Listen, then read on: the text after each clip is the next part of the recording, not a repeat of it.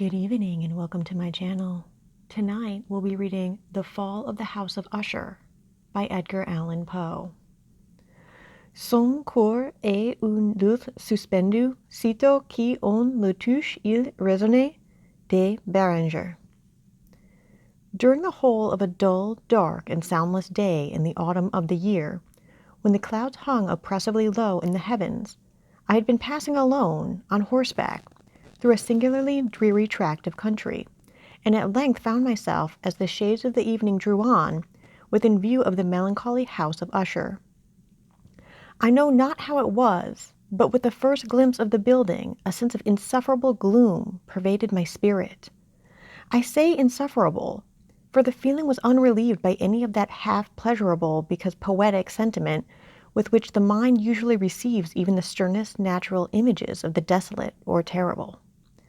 I looked upon the scene before me, upon the mere house and the simple landscape features of the domain, upon the bleak walls, upon the vacant, eye-like windows, upon a few rank sedges, and upon a few white trunks of decayed trees, with an utter depression of soul which I can compare to no earthly sensation more properly than to the after-dream of the reveller upon opium, the bitter lapse into everyday life, the hideous dropping off of the veil. There was an iciness, a sinking, a sickening of the heart, an unredeemed dreariness of thought which no goading of the imagination could torture into aught of the sublime. What was it, I paused to think, what was it that so unnerved me in the contemplation of the house of Usher? It was a mystery all insoluble, nor could I grapple with the shadowy fancies that crowded upon me as I pondered. I was forced to fall back upon the unsatisfactory conclusion that while beyond doubt there are combinations of very simple natural objects which have the power of thus affecting us, still the analysis of this power lies among considerations beyond our depth. It was possible, I reflected, that a mere different arrangement of the particulars of the scene, of the details of the picture, would be sufficient to modify, or perhaps to annihilate its capacity for sorrowful impression. And acting upon this idea, I reined my horse to the precipitous brink of a black and lurid tarn that lay in unruffled luster by the dwelling, and gazed down, but with a shudder even more thrilling than before, upon the remodeled and inverted images of the gray sedge, and the ghastly tree stems, and the vacant and eye-like windows. Nevertheless, in this mansion of gloom I now proposed to myself a sojourn of some weeks. Its proprietor, Roderick Usher, had been one of my boon companions in boyhood, but many years had elapsed since our last meeting. A letter, however, had lately reached me in a distant part of the country, a letter from him which in its wildly importune nature had admitted of no other than a personal reply. The MS gave evidence of nervous agitation. The writer spoke of acute bodily illness, of a mental disorder which oppressed him, and of an earnest desire to see me as his best and indeed his only personal friend, with a view of attempting, by the cheerfulness of my society, some alleviation of his malady. It was the manner in which all this and much more was said, it was the apparent heart that went with his request, which allowed me no room for hesitation, and I accordingly obeyed forthwith what I still considered a very singular summons. Although as boys we had been even intimate associates, yet I really knew little of my friend. His reserve had been always excessive and habitual. I was aware, however, that his very ancient family had been noted, time out of mind, for peculiar sensibility of temperament, displaying itself through long ages in many works of exalted art, and manifested of late in repeated deeds of munificent yet unobtrusive charity, as well as in a passionate devotion to the intricacies, perhaps even more than to the orthodox and easily recognizable beauties of musical science. I had learned, too, the very remarkable fact that the stem of the Usher race, all time honored as it was, had put forth at no period any enduring branch. In other words, that the entire family lay in the direct line of descent, and had always, with very trifling and very temporary variation, so lain. It was this deficiency I considered, while running over in thought the perfect keeping of the character of the premises with the accredited character of the people, and while speculated upon the possible influence which the one in the long lapse of centuries might have exercised upon the other, It was this deficiency, perhaps, of collateral issue and the consequent undeviating transmission from sire to son of the patrimony with the name which had at length so identified the two as to merge the original title of the estate in the quaint and equivocal appellation of the House of Usher, an appellation which seemed to include in the minds of the peasantry who used it both the family and the family mansion. I have said that the sole effect of my somewhat childish experiment, that of looking down within the tarn, had been to deepen the first singular impression. There can be no doubt that the consciousness of the rapid increase of my superstition, for why should I not so term it, served mainly to accelerate the increase itself. Such I have long known as the paradoxical law of all sentiments having terror as a basis. And it might have been for this reason only that, when I again uplifted my eyes to the house itself, from its image in the pool, there grew in my mind a strange fancy. A fancy so ridiculous indeed that I but mention it to show the vivid force of the sensations which oppressed me. I had so worked upon my imagination as really to believe that about the whole mansion and domain there hung an atmosphere peculiar to themselves and their immediate vicinity, an atmosphere which had no affinity with the air of heaven, but which had reeked up from the decayed trees and the gray wall and the silent tarn, a pestilent and mystic vapor, dull, sluggish, faintly discernible and leaden-hued. Shaking off from my spirit what must have been a dream, I scanned more narrowly the real aspect of the building. Its principal feature seemed to be that of an excessive antiquity. The discoloration of ages had been great. Minute fungi overspread the whole exterior, hanging in a fine, tangled webwork from the eaves. Yet all this was apart from any extraordinary dilapidation.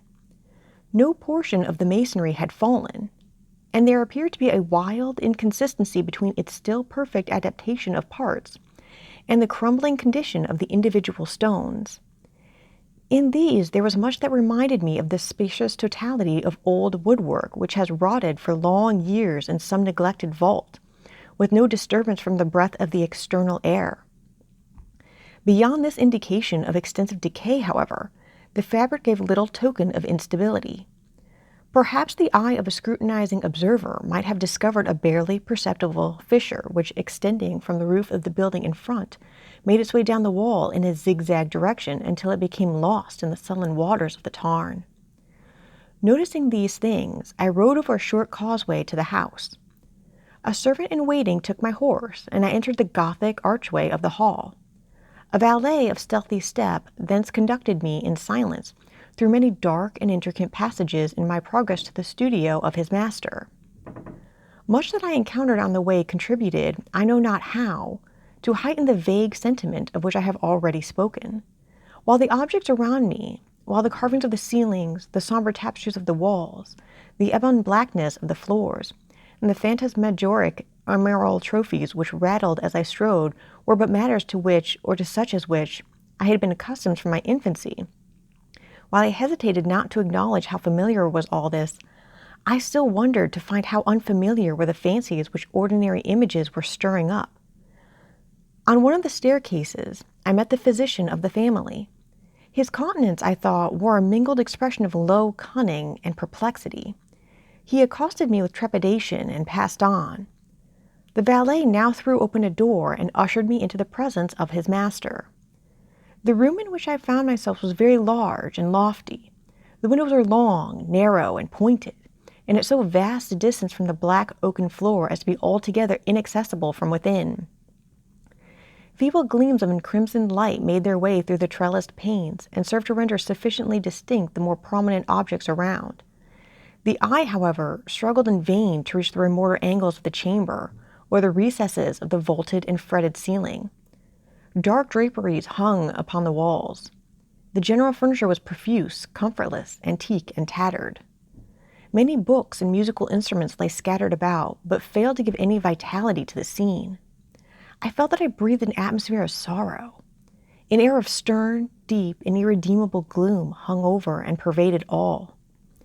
Upon my entrance, Usher arose from a sofa on which he had been lying at full length, and greeted me with a vivacious warmth which had much in it, I at first thought, of an overdone cordiality, of the constrained effort of the ennuyé man of the world. A glance, however, at his countenance convinced me of his perfect sincerity. We sat down, and for some moments while he spoke not, I gazed upon him with a feeling half of pity, half of awe. Surely, man had never before so terribly altered in so brief a period as had Roderick Usher. It was with difficulty that I could bring myself to admit the identity of the man before me with the companion of my early boyhood. Yet the character of his face had been at all times remarkable. A cadaverousness of complexion, an eye large, liquid, and luminous beyond comparison, lips somewhat thin and very pallid, but of a surprisingly beautiful curve, a nose of a delicate Hebrew model, but with a breadth of nostril unusual in similar formations, a finely molded chin speaking in its want of prominence, of a want of moral energy, hair of a more than web-like softness and tenuity. These features, with an inordinate expansion above the regions of the temple, made up altogether a countenance not easily to be forgotten. And now in the mere exaggeration of the prevailing character of these features, and of the expression they were wont to convey, lay so much of a change that I doubted to whom I spoke. The now ghastly pallor of the skin, and the now miraculous luster of the eye, above all things startled and even awed me. The silken hair, too, had been suffered to grow all unheeded, and as in its wild gossamer texture, it floated rather than fell about the face. I could not even with effort connect its arabesque expression with any idea of simple humanity. In the manner of my friend I was at once struck with an incoherence, an inconsistency, and I soon found this to arise from a series of feeble and futile struggles to overcome an habitual trepidancy, an excessive nervous agitation. For something of this nature I had indeed been prepared, no less by his letter than by reminiscence of certain boyish traits, and by conclusion deduced from his peculiar physical conformation and temperament. His action was alternatively vivacious and sullen. His voice varied rapidly from a tremulous indecision, when the animal spirit seemed utterly in abeyance, to that species of energetic concision, that abrupt, weighty, unhurried, and hollow-sounding enunciation, that leaden, self-balanced, and perfectly modulated guttural utterance, which may be observed in the lost drunkard, or the irreclaimable eater of opium during the periods of his most intense excitement. It was thus that he spoke of the object of my visit, of his earnest desire to see me, and of the solace he expected me to afford him. He entered at some length into what he conceived to be the nature of his malady. It was, he said, a constitutional and a family evil, and one for which he despaired to find a remedy. A mere nervous affection, he immediately added, which would undoubtedly soon pass off. It displayed itself in a host of unnatural sensations. Some of these, as he detailed them, interested and bewildered me, although perhaps the terms and the general manner of the narration had their weight. He suffered much from a morbid acuteness of the senses. The most insipid food was alone endurable. He could wear only garments of certain texture. The odors of all flowers were oppressive. His eyes were tortured by even a faint light, and there were but peculiar sounds, and these from stringed instruments, which did not inspire him with horror. To an anomalous species of terror I found him a bond and slave. "I shall perish," said he. "I must perish in this deplorable folly. Thus, and not otherwise shall I be lost. I dread the events of the future, not in themselves, but in their results. I shudder at the thought of any, even the most trivial incident, which may operate upon this intolerable agitation of soul. I have indeed no abhorrence of danger, except in its absolute effect, in terror. In this unnerved and this pitiable condition, I feel that the period will sooner or later arrive when I must abandon life and reason together, in some struggle with the grim phantasm, fear." I learned, moreover, at intervals, and through broken and equivocal hints, another singular feature of his mental condition. He was enchained by certain superstitious impressions in regard to the dwelling which he tenanted, and whence, for many years, he had never ventured forth, in regard to an influence whose suppositions force was conveyed in terms too shadowy here to be restated, an influence which some peculiarities in the mere form and substance of his family mansion had, by dint of long sufferance, he said, obtained over his spirit, an effect which the physique of the grey walls and turrets, and of the dim tarn into which they all looked down, had at length brought about upon the morale of his existence. He admitted, however, although with hesitation, that much of the peculiar gloom which thus afflicted him could be traced to a more natural and a far more palatable origin, to the severe and long-continued illness, indeed to the evidently approaching dissolution of a tenderly beloved sister, his sole companion for long years, his last and only relative on earth. Her decease, he said with a bitterness which I can never forget, would leave him the hopeless and the frail, the last of the ancient race of the Ushers. While he spoke, the Lady Madeline, for so was she called, passed slowly through a remote portion of the apartment, and without having noticed my presence, disappeared. I regarded her with an utter astonishment, not unmingled with dread, and yet I found it impossible to account for such feelings. A sensation of stupor oppressed me as my eyes followed her retreating steps. When a door at length closed upon her, my glance sought instinctively and eagerly the countenance of the brother, but he had buried his face in his hands, and I could only perceive that a far more than ordinary wayness had overspread the emaciated fingers through which trickled many passionate tears. The disease of the Lady Madeline had long baffled the skill of her physicians. A settled apathy, a gradual wasting away of the person, and frequent although transient affections of a partially cataleptical character were the unusual diagnoses. Hitherto she had steadily borne up against the pressure of her malady, and had not betaken herself finally to bed. But on the closing in of the evening of my arrival at the house, she succumbed, as her brother told me at night with inexpressible agitation, to the prostrating power of the destroyer. And I learned that the glimpse I had obtained of her person would thus probably be the last I should obtain, that the lady, at least while living, would be seen by me no more. For several days ensuing, her name was unmentioned by either Usher or myself, and during this period I was busied in earnest endeavors to alleviate the melancholy of my friend. We painted and read together, or I listened as if in a dream to the wild improvisations of his speaking guitar, and thus as a closer and still closer intimacy admitted me more unreservedly into the recesses of his spirit, the more bitterly did I perceive the futility of all attempt at cheering a mind from which darkness, as if an inherent positive quality, poured forth upon all objects of the moral and physical universe, in one unceasing radiation of gloom. I shall ever bear about me a memory of the many solemn hours I thus spent alone with the master of the house of Usher. Yet I should fail in any attempt to convey an idea of the exact character of the studies, or of the occupations in which he involved me or led me the way. An excited and highly distempered ideality threw a sulphurous luster over all. His long improvised dirges will ring forever in my ears. Among other things, I hold painfully in mind a certain singular perversion and amplification of the wild air of the last waltz of von Weber. From the paintings over which his elaborate fancy brooded, and which grew touch by touch into vaguenesses at which I shuddered the more thrillingly, because I shuddered knowing not why, from these paintings, vivid as their images now are before me, I would in vain endeavor to educe more than a small portion which should lie within the compass of merely written words. By the utter simplicity, by the nakedness of his designs, he arrested and overawed attention. If ever mortal painted an idea, that mortal was Roderick Usher. For me, at least, in the circumstances then surrounding me, there arose one of the pure abstractions which the hypochondriac contrived to throw upon his canvases, an intensity of intolerable awe, no shadow of which felt I ever yet in the contemplation of the certainly glowing, yet too concrete reveries of Fuseli. One of the phantasmagoric conceptions of my friend, partaking not so rigidly of the spirit of abstraction, may be shadowed forth, although feebly, in words. A small picture presented the interior of an immensely long and rectangular vault or tunnel, with low walls, smooth, white, and without interruption or device.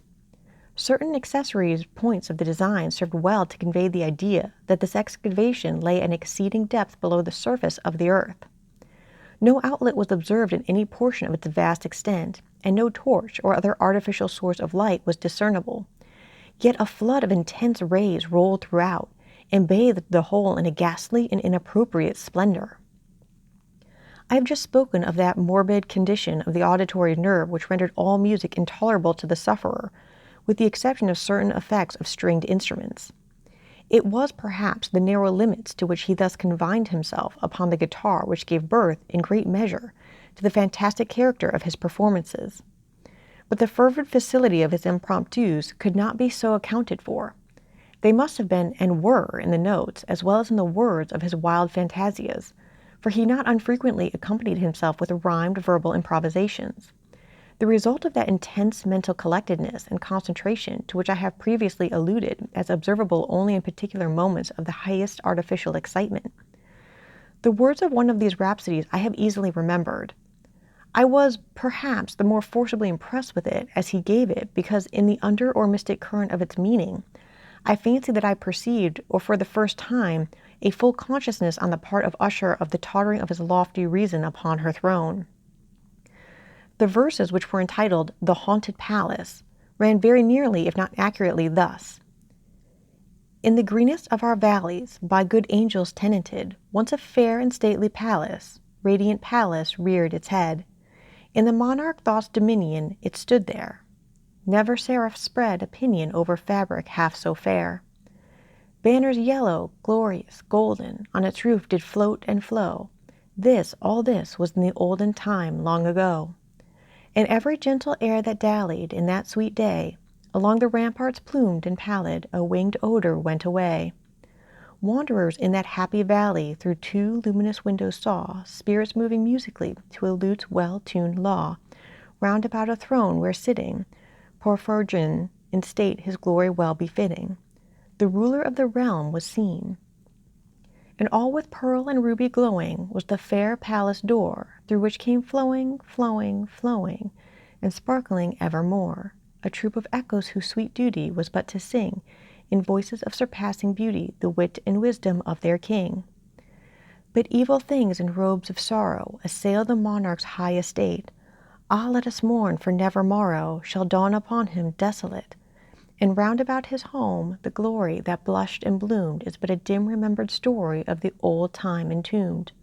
And travelers now within that valley, through the red litten windows see vast forms that move fantastically to a discordant melody, while like a rapid ghastly river through the pale door a hideous throng rush out forever and laugh but smile no more.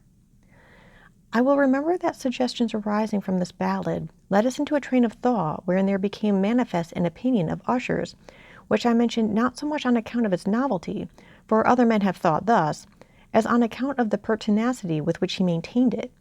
This opinion, in its general form, was that of the sentience of all vegetable things.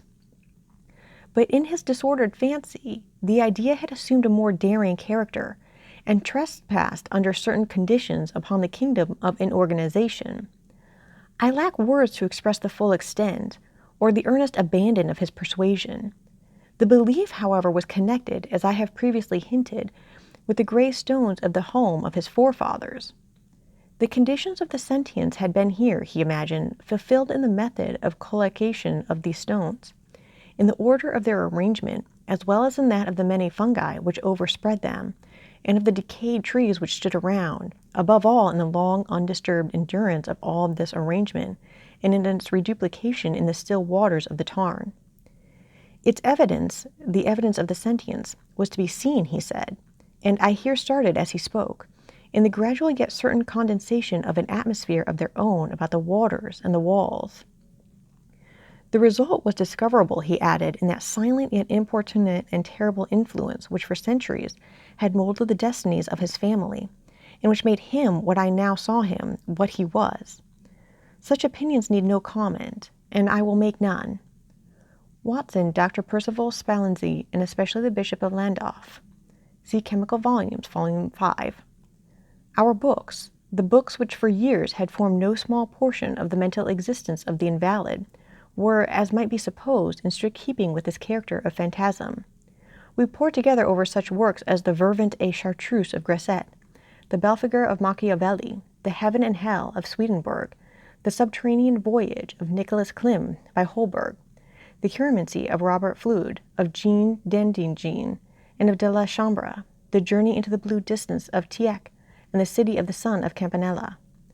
One favorite volume was a small octavo edition of the Directorium Inquisitorium by the Dominican Emeric de Giron, and there were passages in Pomponius Mela about the old African satyrs and Egyptians, over which Usher would sit dreaming for hours. His chief delight, however, was found in the perusal of an exceedingly rare and curious book in quarto Gothic, the manual of a forgotten church, the Vigili Mortuorium Secundum Coram Ecclesia Magnitianae. I could not help thinking of the wild ritual of this work, and of its probable influence upon the hypochondriac when one evening, having informed me abruptly that the Lady Madeline was no more, he stated his intention of preserving her corpse for a fortnight, previously to his final interment, in one of the numerous vaults within the main walls of the building. The worldly reason, however, assigned for this singular proceeding was one which I did not feel at liberty to dispute. The brother had been led to his resolution, so he told me, by consideration of the unusual character of the malady of the deceased, of certain obtrusive and eager inquiries on the part of her medical men, and of the remote and exposed situation of the burial ground of the family. I will not deny that when I called to mind the sinister countenance of the person whom I met upon the staircase, on the day of my arrival at the house, I had no desire to oppose what I regarded as at best but a harmless and by no means an unnatural precaution. At the request of Usher, I personally aided him in the arrangements for the temporary entombment. The body having been in coffin, we two alone bore it to its rest. The vault in which we placed it, and which had been so long unopened that our torches, half smothered in its oppressive atmosphere, gave us little opportunity for investigation, was small, damp, and entirely without means of admission for light, lying at great depths immediately beneath that portion of the building in which was my own sleeping apartment. It had been used apparently in remote feudal times for the worst purposes of a donjon keep, and in later days as a place of deposit for powder or some other highly combustible substance, as a portion of its floor and the whole interior of a long archway through which we reached it were carefully sheathed with copper. The door of massive iron had been also similarly protected. Its immense weight caused an unusually sharp grating sound as it moved upon its hinges. Having deposited our mournful burden upon trestles within this region of horror, we partially turned aside the yet unscrewed lid of the coffin, and looked upon the face of the tenant. A striking similitude between the brother and sister now first arrested my attention, and Usher, divining perhaps my thoughts, murmured out some few words from which I learned that the deceased and himself had been twins, and that sympathies of a scarcely intelligible nature had always existed between them. Our glances, however, rested not long upon the dead, for we could not regard her unawed. The disease which had thus entombed the lady in the maturity of youth had left as usual in all maladies of a strictly cataleptical character, the mockery of a faint blush upon the bosom and the face, and that suspiciously lingering smile upon the lip which is so terrible in death. We replaced and screwed down the lid, and having secured the door of iron, made our way with toil into the scarcely less gloomy apartments of the upper portion of the house. And now, some days of bitter grief having elapsed, an observable change came over the features of the mental disorder of my friend. His ordinary manner had vanished. His ordinary occupations were neglected or forgotten. He roamed from chamber to chamber with unhurried, unequal, and objectless step. The pallor of his countenance had assumed, if possible, a more ghastly hue, but the luminousness of his eye had utterly gone out. The once occasional huskiness of his tone was heard no more, and a tremulous quiver, as if of extreme terror, habitually characterized his utterance. There were times, indeed, when I thought his unceasingly agitated mind was laboring with some oppressive secret, to divulge which he struggled for the necessary courage. At times again I was obliged to resolve all into the mere inexplicable vagaries of madness, for I beheld him gazing upon vacancy for long hours, in an attitude of the profoundest attention, as if listening to some imaginary sound. It was no wonder that his condition terrified, that it infected me. I felt creeping upon me by slow yet certain degrees the wild influences of his own fantastic yet impressive superstitions. It was especially upon retiring to bed late in the night of the 7th or 8th day after the placing of the Lady Madeline within the donjon that I experienced the full power of such feelings. Sleep came not near my couch, while the hours waned and waned away. I struggled to reason off the nervousness which had dominion over me.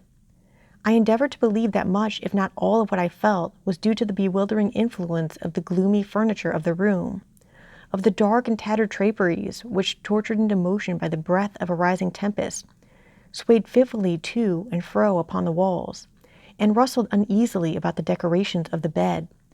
But my efforts were fruitless. An irrepressible tremor gradually pervaded my frame, and at length there sat upon my very heart an incubus of utterly causeless alarm. Shaking this off with a gasp and a struggle, I uplifted myself upon the pillows, and peering earnestly within the intense darkness of the chamber, hearkened, I know not why, except that an instinctive spirit prompted me, to certain low and indefinite sounds which came through the pauses of the storm at long intervals, I knew not whence. Overpowered by an intense sentiment of horror, unaccountable yet unendurable, I threw on my clothes with haste, for I felt that I should sleep no more during the night, and endeavored to arouse myself from the pitiable condition into which I had fallen, by pacing rapidly to and fro through the apartment. I had taken but few turns in this manner when a light step on an adjoining staircase arrested my attention. I presently recognized it as that of Usher. In an instant afterward he rapped with a gentle touch at my door and entered, bearing a lamp. His countenance was as usual cadaverously wan, but moreover there was a species of mad hilarity in his eyes, and evidently restrained hysteria in his whole demeanor. His air appalled me, but anything was preferable to the solitude which I had so long endured, and I even welcomed his presence as a relief. "And you have not seen it?" he said abruptly, after having stared about him for some moments in silence. "You have not then seen it? But stay, you shall." Thus speaking, and having carefully shaded his lamp, he hurried to one of the casements and threw it freely open to the storm. The impetuous fury of the entering gust nearly lifted us from our feet. It was indeed a tempestuous yet sternly beautiful night, and one wildly singular in its terror and its beauty. A whirlwind had apparently collected its force in our vicinity, for there were frequent and violent alterations in the direction of the wind, and the exceedingly density of the clouds, which hung so low as to press upon the turrets of the house, did not prevent our perceiving the lifelike velocity with which they flew careering from all points against each other, without passing away into the distance. I say that even their exceeding density did not prevent our perceiving this, yet we had no glimpse of the moon or stars, nor was there any flashing forth of the lightning. But the under surfaces of the huge masses of agitated vapor, as well as all terrestrial objects immediately around us, were glowing in the unnatural light of a faintly luminous and distinctly visible gaseous exhalation which hung about and enshrouded the mansion. You shall not behold this," said I, shudderingly to Usher as I led him with a gentle violence from the window to a seat. "These appearances which bewilder you are merely electrical phenomena not uncommon, or it may be that they have their ghastly origin in the rank miasma of the tarn. Let us close this casement. The air is chilling and dangerous to your frame. Here is one of your favorite romances. I will read, and you shall listen, and so we will pass away this terrible night together." The antique volume which I had taken up was The Mad Trist of Sir Lancelot Canning, but I had called it a favorite of Usher's more in sad jest than in earnest, for, in truth, there is little in its uncouth and unimaginative prolixity which could have had interest for the lofty and spiritual ideality of my friend. It was, however, the only book immediately at hand, and I indulged a vague hope that the excitement which now agitated the hypochondriac might find relief, for the history of mental disorder is full of similar anomalies, even in the extremeness of the folly which I should read. Could I have judged, indeed, by the wild overstrained air of vivacity with which he hearkened, or apparently hearkened to the words of the tale, I might well have congratulated myself upon the success of my design. I had arrived at that well-known portion of the story where Ethelred, the hero of the tryst, having sought in vain for peaceable admission into the dwelling of the hermit, proceeds to make good an entrance by force. Here, it will be remembered, the words of the narrative run thus: "And Ethelred, who was by nature of a doughty heart, and who was now mighty withal, on account of the powerfulness of the wine which he had drunken, waited no longer to hold parley with the hermit, who in sooth was of an obstinate and maliceful turn, but feeling the rain upon his shoulders, and fearing the rising of the tempest, uplifted his mace outright, and with blows made quickly room in the plankings of the door for his gauntleted hand. And now, pulling therewith sturdily, he so cracked and ripped and tore all asunder, that the noise of the dry and hollow-sounding wood alarmed and reverberated throughout the forest." At the termination of this sentence I started, and for a moment paused, for it appeared to me, although I at once concluded that my excited fancy had deceived me, it appeared to me that, from some very remote portion of the mansion, there came indistinctly to my ears, what might have been, in its exact similarity of character, the echo, but a stifled and dull one certainly, of the very cracking and ripping sound which Sir Lancelot had so particularly described. It was, beyond doubt, the coincidence alone which had arrested my attention, for amid the rattling of the sashes of the casement and the ordinary commingled noises of the still increasing storm, the sound in itself had nothing surely which should have interested or disturbed me. I continued the story. But the good champion Ethelred, now entering within the door, was sore enraged and amazed to perceive no signal of the merciful hermit, but in the stead thereof a dragon of a scaly and prodigious demeanour, and of a fiery tongue, which sat in guard before a palace of gold, with a floor of silver, and upon the wall there hung a shield of shining brass, with this legend enwritten, Who entereth herein a conqueror hath been, who slayeth the dragon, the shield he shall win. And Ethelred uplifted his mace, and struck upon the head of the dragon, which fell before him, and gave up his pesty breath with a shriek so horrid and harsh, and withal so piercing, that Ethelred had fain to close his ears with his hands against the dreadful noise of it, the like whereof was never before heard. Here again I paused abruptly, and now with a feeling of wild amazement, for there could be no doubt whatever that, in this instance, I did actually hear, although from what direction it proceeded I found it impossible to say, a low and apparently distant, but harsh, protracted, and most unusual screaming or grating sound, the exact counterpart of what my fancy had already conjured up for the dragon's unnatural shriek as described by the romancer.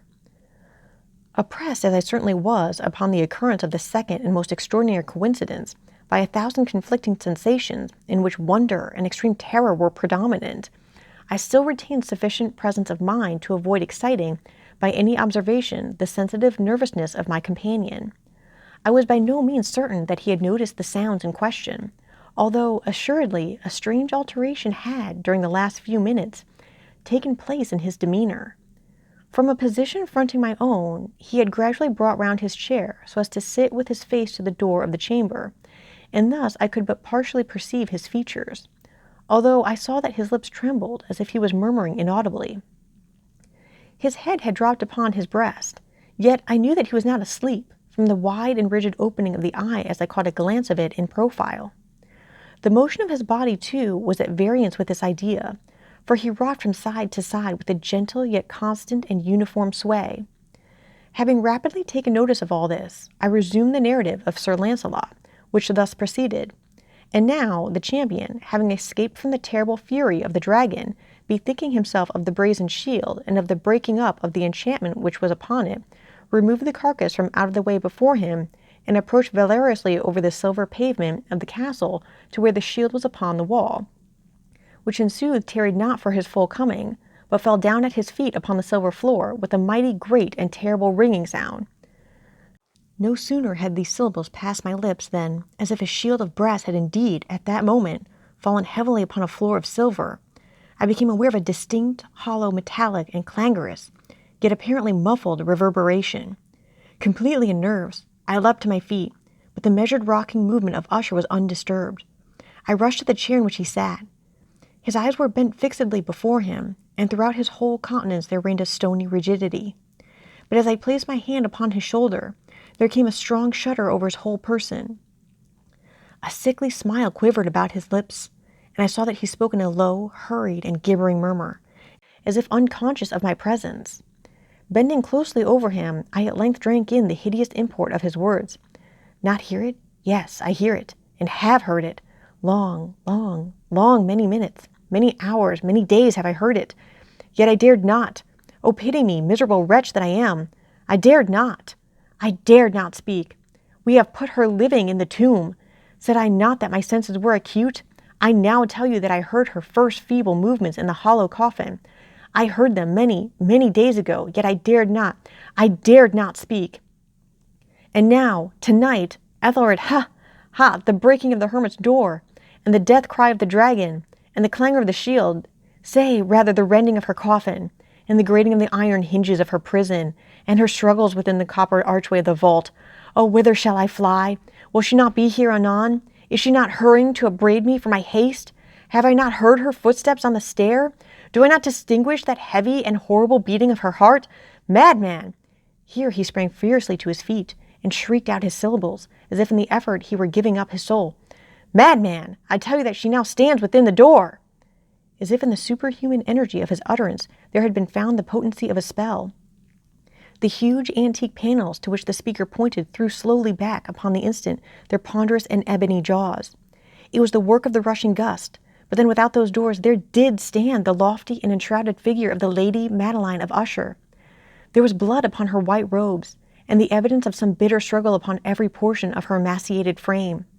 For a moment she remained trembling and reeling to and fro upon the threshold. Then, with a low, moaning cry, fell heavily inward upon the person of her brother, and in her violent and now final death agonies bore him to the floor a corpse, and a victim to the terrors he had anticipated. From that chamber and from that mansion I fled aghast. The storm was still abroad in all its wrath as I found myself crossing the old causeway. Suddenly there shot along the path a wild light, and I turned to see whence a gleam so unusual could have issued, for the vast house and its shadows were alone behind me. The radiance was that of the full, setting, and blood-red moon, which now shone vividly through that once barely discernible fissure, of which I have before spoken as extending from the roof of the building in a zigzag direction to the base. While I gazed, this fissure rapidly widened. There came a fierce breath of the whirlwind. The entire orb of the satellite burst at once upon my sight. My brain reeled as I saw the mighty walls rushing asunder. There was a long, tumultuous shouting sound like the voice of 1,000 waters, and the deep and dank tarn at my feet closed sullenly and silently over the fragments of the house of Usher. Thus ends The Fall of the House of Usher by Edgar Allan Poe.